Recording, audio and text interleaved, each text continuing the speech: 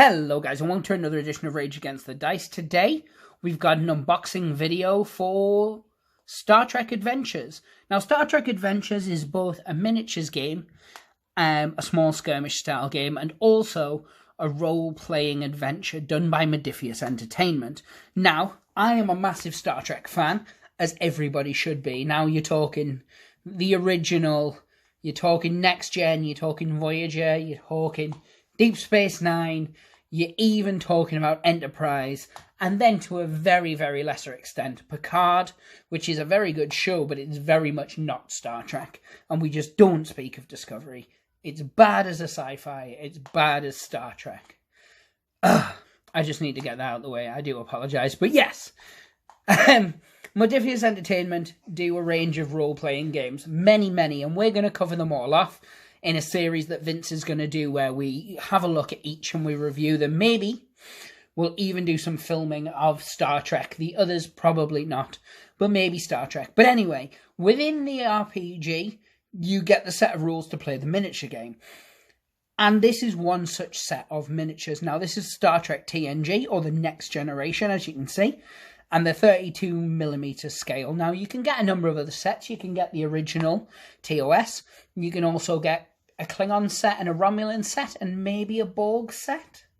There might be some others that I've not seen, but I think that was what originally came out. So yeah, and these were sent to us by Modiphius to do an unboxing of. So we're going to have a look at them here. Let's flip it over. So this comes with 8 highly detailed 32mm scale unpainted resin miniatures of the crew of the US Enterprise, NCC 1701D. Some Star Trek nerds are like, cool. Others are like, I have no idea what you're talking about. And that is both fine. So yeah, so this set contains Captain Picard, Commander Riker, Commander Deanna Troi, Commander Beverly Crusher, Lieutenant Commander Data, Lieutenant Commander Geordi LaForge, Lieutenant Worf, Lieutenant Tasha Yar, and yeah, some assembly may be required. Now, we've taken the shrink wrap off this already because there are some people out there who do not like the sound of the shrink wrap being removed. But let's bust this bad boy open and have a look. So, first thing you'll notice is how they come. So they come packaged in little baggies, and then the box is just a box. So I'm going to put this to one side. I'm going to pop it open. What I am also going to do is I'm going to go get my cutting mat because the green will make the model stand out a lot more. So I'll be back in a second. Or for you guys, it'll be instantly due to the magic of editing. Ta-da! So here you have the 8 miniatures. And as you can see, there is assembly required, as it mentioned on the back of the box. So the first one we're going to look at here is Worf with his Batleth. Now you can see straight away that they're textured bases. I don't know what they're textured for. It's like a metal, but TNG is not really known for its metal floors. It was very carpeted, very nice, but either way, I'm sure it's for a part of the ship like engineering or something like that. But anyway, look at that. So some of them are really, really nice from what I can see from the box art. I'm a particularly big fan of the Worf one. So you can see the base is all sculpted on. Yeah, I'm a big fan of Worf. That's cool, both in the show and then the model himself. So here we have Crusher. Again, arms separately. She's got a little medical tricorder and her little emergency case. That's pretty good. It comes with a different style of base.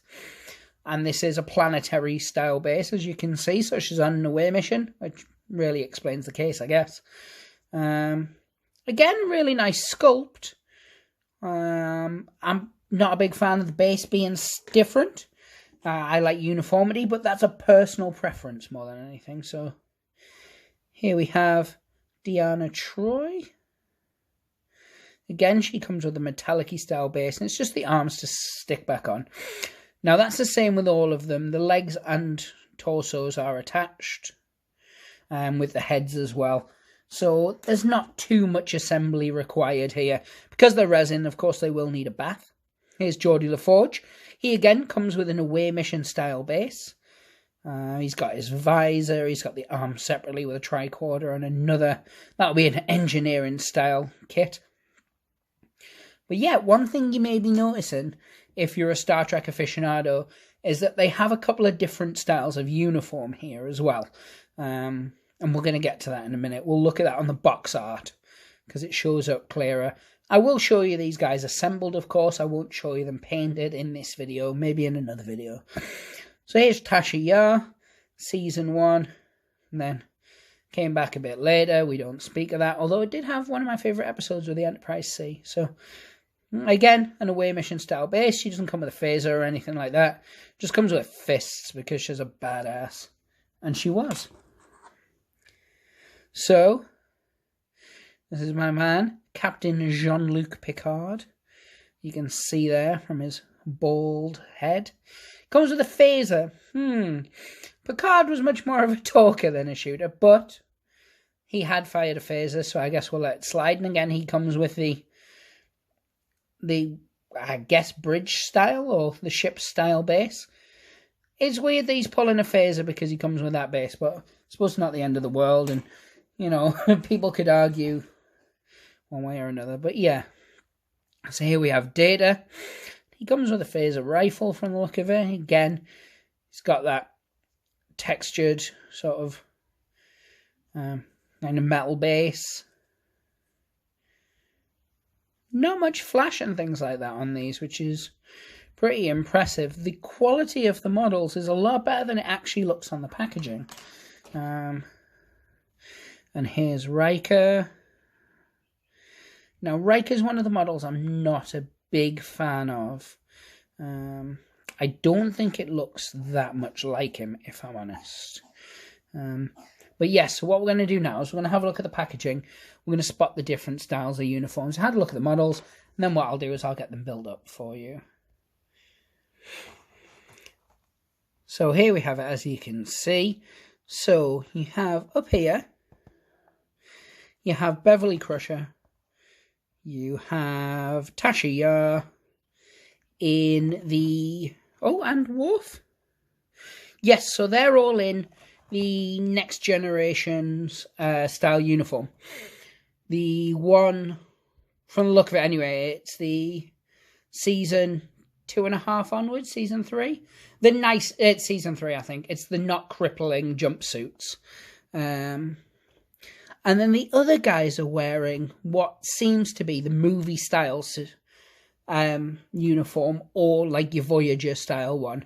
When I paint them up, I'm definitely going to go for the more Voyager style one. So it's the black with the colours at the top, as opposed to the grey with the colours on the... But I'll have to speak to Vince about that and see what he wants, because he might want it differently. But yeah, so that does bother me slightly, the fact that they're not all in the same style of uniform. Are the badges all the same? We'll have to have a look at that when they're assembled, but I think they are all Next Generation badges. The other thing that I don't like is that Riker doesn't have a beard, and it's a personal preference. But yeah, so let me get these built up, and then we'll have a look at them and see if this changes things at all for us. Yeah, back in a minute, guys.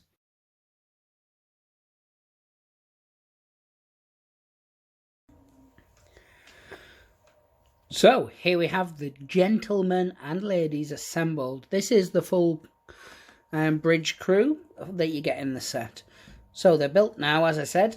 I'm going to start with the negatives, because there's one. There's one major one, and that's the gaps. The gaps in these models are pretty big. Now, you can't see them because I've done a lot of touching up where I could. But there's some that were so big I had to use green stuff, like there. Some little gap fills there that aren't green stuff related, because I was able to get away with like a... It's almost like liquid green stuff, but it's a white putty that I use. But yeah.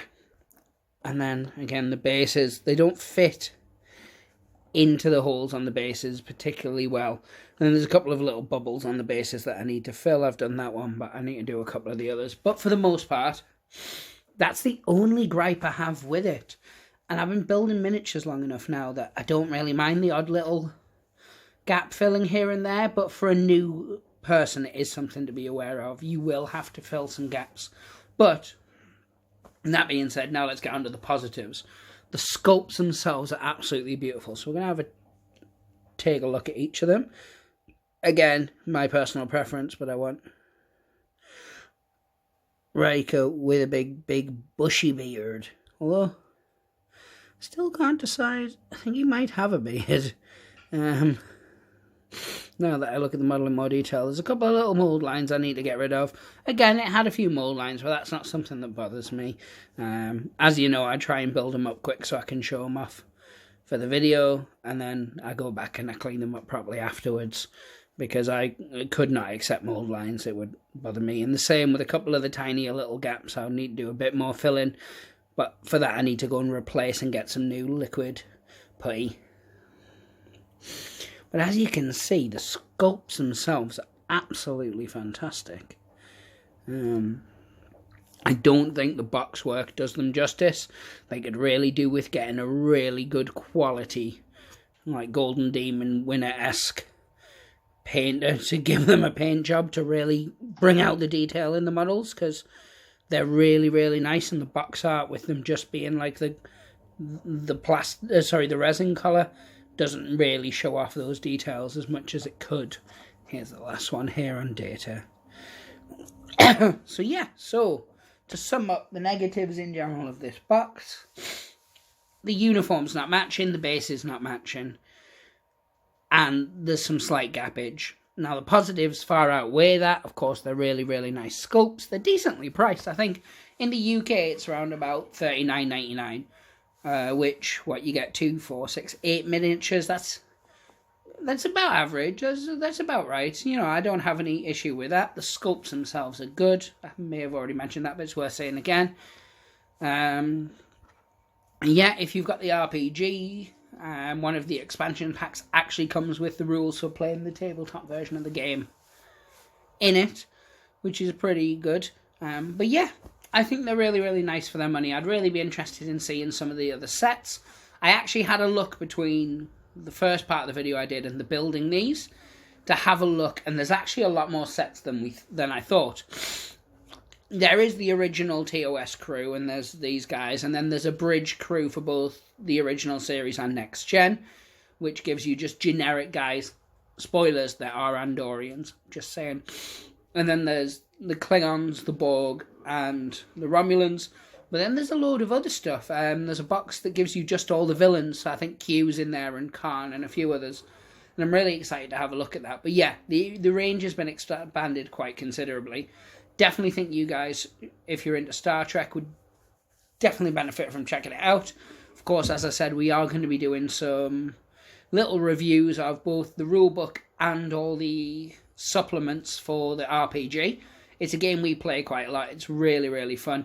I've got a Trill Doctor. I'm very proud of my Trill Doctor, I'd just like to say. But yeah, guys, all in all, if I was to sort of give a recommendation, I would say if you like Star Trek and you like miniature games, definitely pick them up.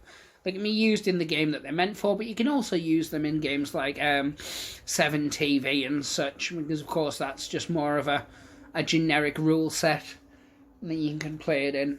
But yeah, they're pretty good. I'm looking forward to getting them painted up. I'm not going to do that as part of this video though, because I want you guys to just see these as quick as possible, and the time it takes me to paint anything, it would be months before this video actually went up. So yeah, check out Modiphius. I'll put a load of links in the description below so you can check out the models themselves, as well as a couple of other places in the UK like Chaos Cards that actually sell them. But yeah, hopefully you like this video, guys. Give it a like, give it a subscribe.